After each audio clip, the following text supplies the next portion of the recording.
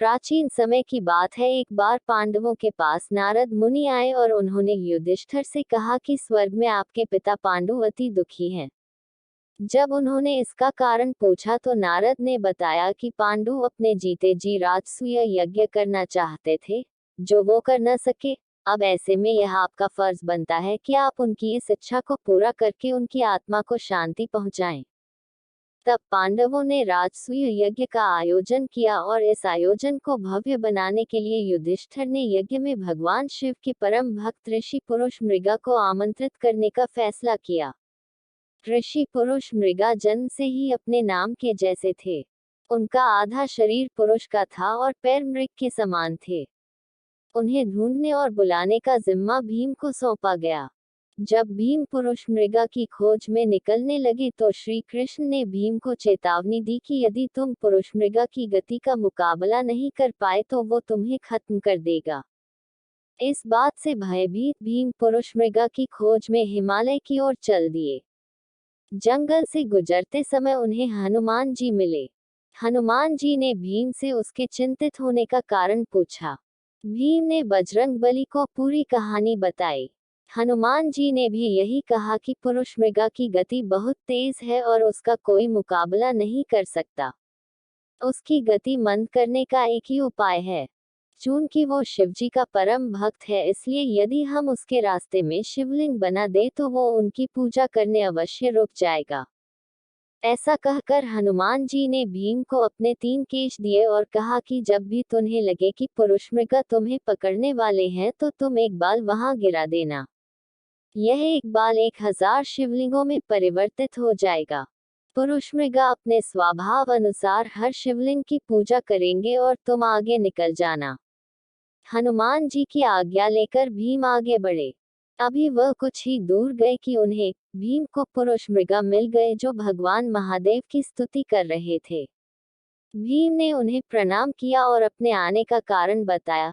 इस पर ऋषि उनके साथ सशर्त जाने के लिए तैयार हो गए। शर्त ये थी कि भीम को उनसे पहले हस्तिनापुर पहुंचाना था और अगर वो ऐसा न कर सके तो ऋषि पुरुष मृगा भीम को खा जाएंगे। भीम ने भाई की इच्छा को ध्यान में रखते हुए हाँ कर दी और हस्तिनापुर की तरफ पूरे बल से दौड़ पड़े। काफी दौड़ने के बाद भीम ने भागते भागते पलट कर देखा कि पुरुष मृगा पीछे आ रहे हैं या नहीं, तो चौंक गए कि पुरुष मृगा उसे बस पकड़ने ही वाले हैं। तभी भीम को हनुमान के बाल याद आए और उनमें से एक को गिरा दिया। गिरा हुआ बाल 1000 शिवलिंगों में बदल गया। शिव के परम भक्त होने के कारण पुरुष मृगा हर शिवलिंग को प्रणाम करने लगे और भीम भागता रहा।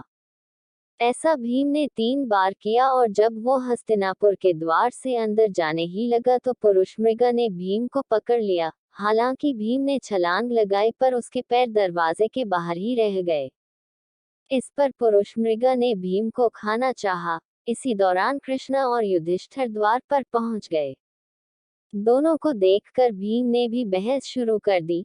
तब पुरुष मृगा ने युधिष्ठिर से न्याय करने को कहा, तो युधिष्ठिर ने कहा कि भीम के पांव द्वार के बाहर रह गए थे, इसलिए आप सिर्फ भीम के पैर ही खाने के हकदार हैं। युधिष्ठिर के न्याय से पुरुष मृगा प्रसन्न हुए और भीम को बख्श दिया। उन्होंने राजसूय यज्ञ में भाग लिया और सबको आशीर्वाद भी दिया। एक अन्य किंवदंती के अनुसार हनुमान जी ने भीम को हजारों बालों का एक गुच्छा दिया था और हर बाल नीचे गिराने पर एक शिवलिंग में बदल गया था।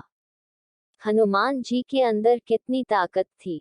रामदूत अतुलित बल, धामा अंजनी पुत्र पवन सुत नामा, अर्थात हनुमान जी के बल की कोई तुलना नहीं है। सारे ब्रह्मांड को एक दिन में बिना थके 100 से ज्यादा परिक्रमा कर सकने की सामर्थ्य है। पुराण अनुसार शेषनाग जिन्होंने पूरी पृथ्वी को अपने सिर पर रखा है, उसी शेषनाग के अवतार लक्ष्मण जी को जब मेघनाथ ने शक्ति बाण मारा था और वो अचेत होकर गिर पड़े थे, तब मेघनाथ लक्ष्मण जी को रावण के पास लेकर जाना चाहता था और उन्हें दोनों हाथों से उठाने लगा। तब मेघनाथ से उनका शरीर उठाया नहीं गया, लेकिन हनुमान जी ने श्री राम जी का नाम लेकर उन्हें उठाकर आकाश मार्ग से दूसरी ओर ले गए थे। और एक कथा आती है कि जब बाली ने अपने बल के अहंकार में हनुमान जी को युद्ध की चुनौती दी और उन्हें कहा, मैं तुम्हें और तुम्हारे स्वामी श्री राम को भी युद्ध की चुनौती देता हूँ।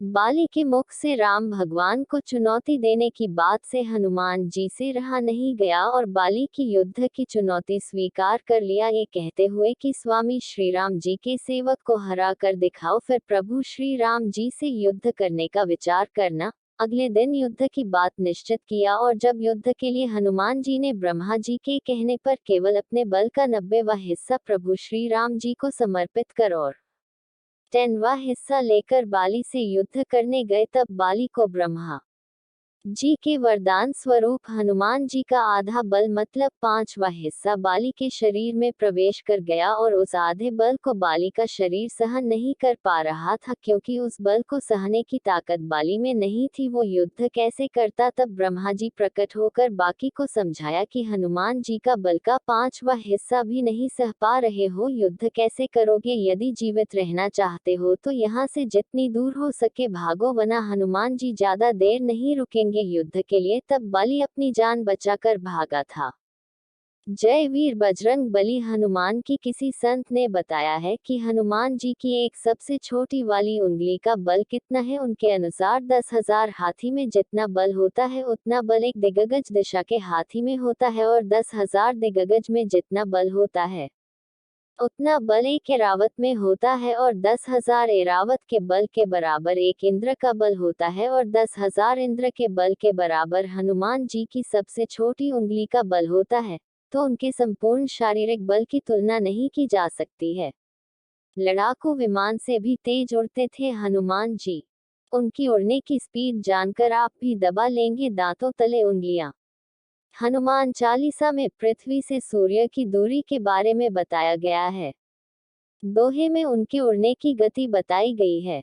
हनुमान जी हवा में प्रति सेकंड 11 किलोमीटर की स्पीड से उड़ते थे। विज्ञान के शोध से भले ही आज कई रहस्यों के बारे में पता चलता है, लेकिन श्री रामचरितमानस में विज्ञान से पहले ही कई रहस्य लिखे जा चुके हैं।